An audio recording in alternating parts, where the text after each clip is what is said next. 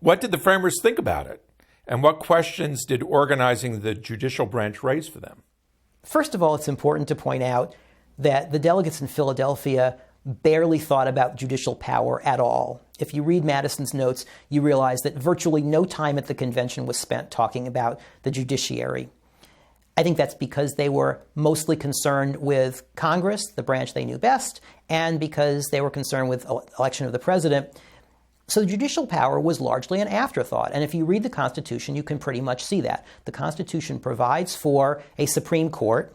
It provides for some system of inferior tribunals, such as Congress will create. And in fact, the first Congress, after 1789, created the Judiciary Act that created the federal judicial system. The real question were questions like, should the Supreme Court have only appellate authority, that is, hearing cases that had come from inferior courts, or should there be cases in which the Supreme Court had original jurisdiction, that is, hearing a case from scratch? And so the Constitution specifies which kinds of cases the Supreme Court has original jurisdiction in. And the other big question was about the terms for judges. And we have a system in which, according to the Constitution, members of the Supreme Court, justices of the Supreme Court, are appointed for life, essentially. The term that was used at the time is under good behavior or during good behavior, which essentially means as long as they don't do something that is an impeachable offense. What are the advantages and disadvantages of that system?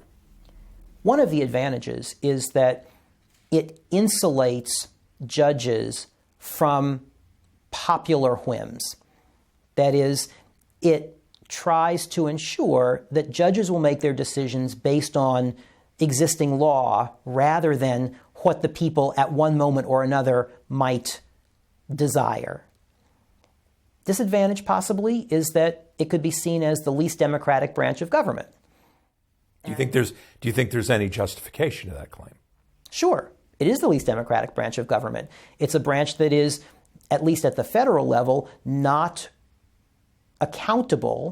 directly accountable to the people. And many states have created a different system. If you look at many, many states, there are elected Supreme Courts and elected other courts within states. They've tried to make the judiciary more accountable to the people. And then the flip side of that is that what we've seen in the last decade or two, enormous amounts of money are spent on judicial elections, in a sense, creating a judiciary that might be too responsive to the public will.